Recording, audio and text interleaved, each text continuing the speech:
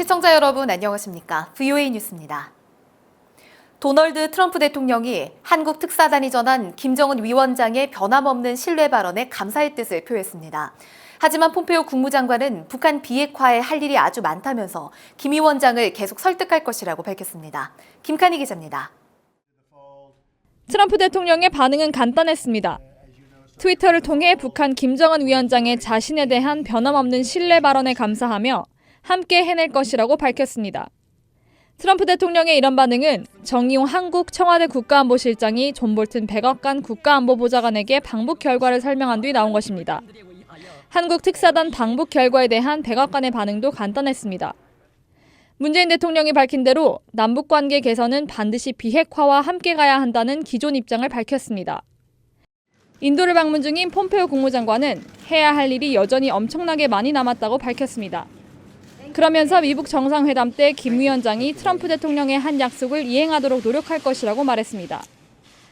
북한이 핵미사일 실험을 중단한 데 대해서는 좋은 일로 평가했지만 북한 주민들의 더 밝은 미래를 위해 전략적 전환을 하도록 김정은 설득 작업은 계속될 것이라고 말했습니다. 완전하고 검증 가능한 비핵화라는 미국의 입장도 다시 강조했습니다. We also hope to discuss how India can further work with the United States to achieve the final fully verifiable denuclearization of North Korea. 구체적 비핵화 조치에 대한 언급 없이 한국 특사단이 전한 북한 측 입장에 대해 트럼프 행정부는 매우 절제된 반응을 보이고 있습니다. VOA 뉴스 김칸희입니다. 미국 내 북한 전문가들은 한국 정부 특사단이 전한 북한 김정은 위원장의 메시지는 실체 없는 수사일 뿐이라고 지적했습니다. 북한은 국제사회의 분열을 노리고 있다면서 향후 전망도 회의적으로 분석했습니다. 박승혁 기자가 보도합니다. 미국의 한반도 전문가들은 한국 정부 특사단을 통해 전해진 김정은 위원장의 메시지에 대해 실체 없는 말뿐이라고 비판했습니다.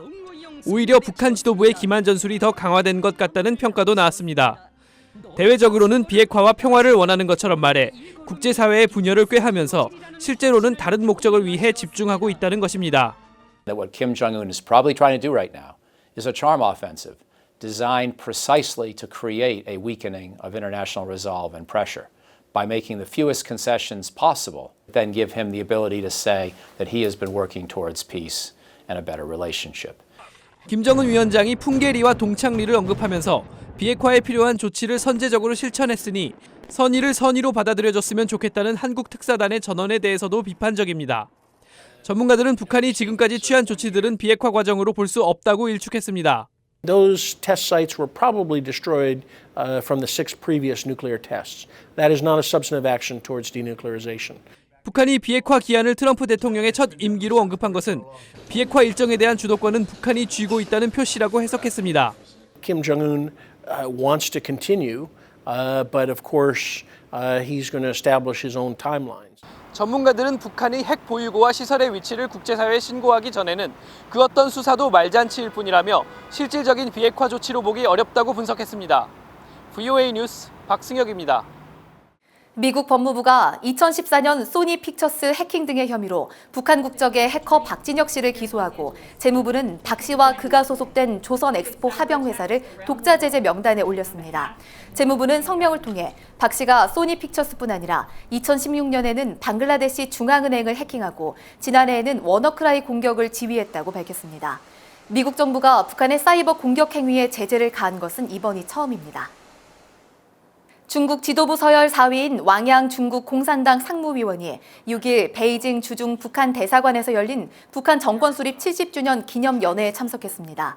북한 대사관 구구절 연회에 중국 서열 4위의 최고위급 인사가 참석한 것은 이번이 처음인 것으로 알려졌습니다. 러시아에서는 5일 국방차관인 알렉산드르 포민 대장이 주로 북한 대사관에서 열린 구구절 행사에 참석해 양국 국방부 간 협력을 강조했습니다.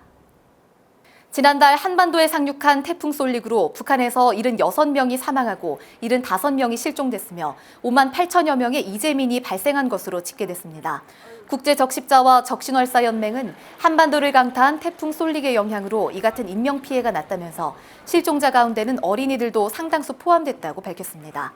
또 주택과 병원, 학교 등 건물 800여 곳이 파손됐으며 주민들은 식량과 의약품 부족으로 어려움을 겪고 있다고 전했습니다.